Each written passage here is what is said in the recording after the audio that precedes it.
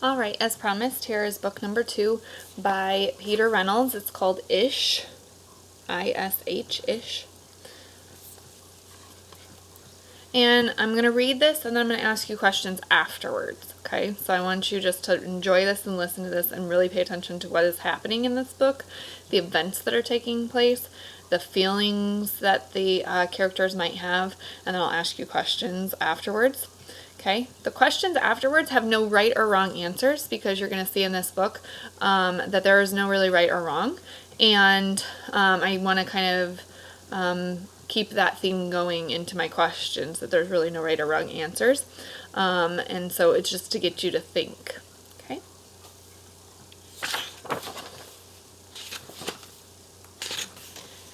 Ish by Peter Reynolds. Raymond loved to draw.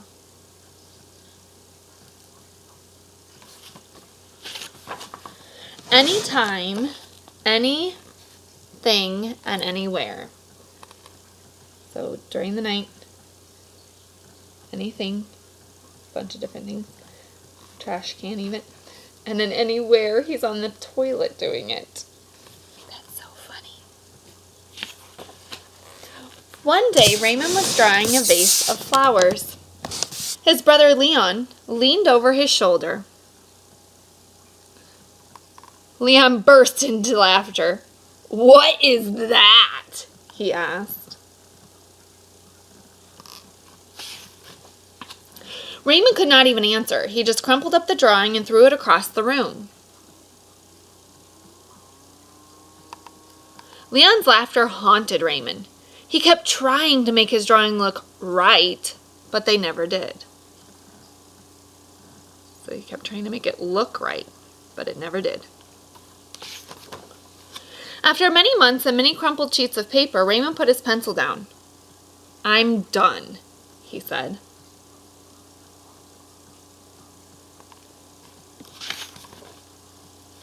Marisol, his sister, was watching him. "What do you want?" he snapped. "I was watching you draw," she said. Raymond sneered. "I'm not drawing. Go away." Marisol ran away, but not before picking up a crumpled sheet of paper. "Hey, come back here with that." "Hey, come back here with that." Raymond raced after Marisol up the hall and into her room.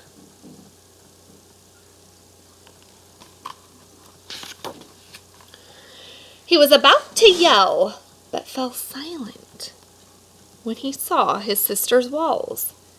He stared at the crumpled gallery. So there we are, a gallery again, showing off somebody's artwork. And this time it is Raymond's in his sister's room. "This is one of my favorites," Marisol said, pointing. "That was supposed to be a vase of flowers," Raymond said, "but it doesn't even look like one." "Well, it looks vase-ish," she exclaimed.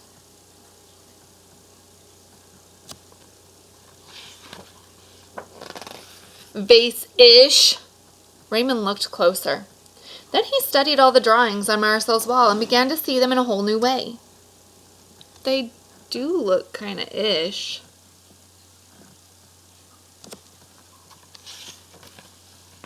So ish means like sort of like it. Not exactly, but pretty close, sort of like what you would think in your head. Raymond felt light and energized. Thinking ishly allowed his ideas to flow freely. He began to draw what he felt like loose lines, quickly springing out without worry. Raymond once again drew and drew the world around him. Making an ish drawing felt wonderful. He filled his journals. Tree-ish, house-ish, boat-ish, afternoon-ish, fish-ish, and sun-ish. There's all his ish drawings. Raymond realized he could draw ish feelings too. Peace-ish, silly-ish, excited-ish. His ish art inspired ish writing.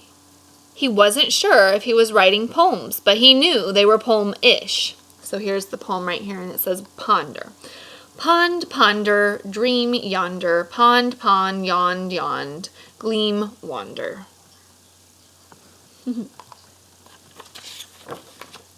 One spring morning, Raymond had a wonderful feeling. It was a feeling that even ish words and ish drawings could not capture. He decided not to actually capture it. Instead, he simply savored it. Savored means take it all in and enjoy it.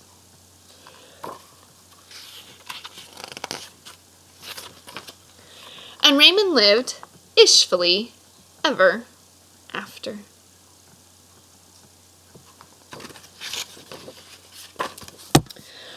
All right, so I have some questions for you, and like I said, there's no right or wrong answers to this. This is your thoughts, your feelings, your response to this. Okay, so my first question is, when it said that he wanted his picture to look right, what do you think that meant? What does look right mean to you? I want you to kind of share that with someone. What does it mean if something looks right to you? What does that mean? And I'll tell you right now, it'll mean something completely different to each person. If you were in my classroom and raising your hands, I guarantee I would call on 5 or 6 people and each answer would be completely different. Okay? So no right or wrong answers. And they would all be okay answers too. Okay? They would all be okay because that's how you felt. Are there some drawings or art or things that don't really look right, but you still like? So think of something in life that doesn't look right to you, but you still like it. What's something that doesn't look right to you, but you still like it? Sometimes me being a mother, it's not how I pictured it would be, but I still really enjoy it and I love it. I'm not going to get it looking right all the time, how to be a mother and this is how it should look. Okay, so that's me personally. What about you guys? You guys obviously have different things that you would be thinking about. Do you ever feel you have to make something look right? That's called perfection. Okay, and my next question is, so it's making something look exactly right, exactly how you pictured it, exactly how you're thinking about it. Okay, but my next question is, are there things that are ever done and are ever perfect? Couldn't you always be improving something, be working on something? An example is, if you're reading a book and your friend maybe is still trying to figure out some words, but you've been able to figure out all those words for a really long time. Okay? I'm that kiddo in school that I had to figure out the words for a really long time. There's other people, like my brothers, who could figure out these words, and they knew all of them in the book. Okay? So I was still working on something, but they were working on the other. Does that mean that they were always done? That everything was perfect in their reading? No. They could have been thinking about things, not just who the characters are and all those, but what the author want us to know. Why did the author write the words this way? But there's always something else you can improve on. Okay? So keep thinking about that. People are just working on different things at different times, and nobody is perfect. How did Raymond's brother affect him? So at the beginning, his brother said, hey, what is that supposed to be? I don't even know what you're drawing. And he's like, well, it's supposed to be a vase. And he got really mad, Raymond did. And he was like, I'm done. I'm not going to do this. Okay, so how did his brother affect him? What kind of feelings do you think he had at that time? How would you feel if somebody came up to you and you had thought that you had done this wonderful, marvelous thing and you knew exactly what it was supposed to be on the paper, and somebody came up to you and said, what's that supposed to be? How would you feel? But then how did his sister affect him? Okay, so his sister came up and secretly had been taking these pictures that he had been drawing and putting them on her wall, and he didn't know this, okay, until a time came when he's like, what are you doing? And she explained to him, and she brought him into the room, and he saw that she really enjoyed his pictures. How would that make you feel if somebody kept your drawing or kept whatever it is that you're working on, kept it and said, hey, I really like the way you do this? How would that make you feel?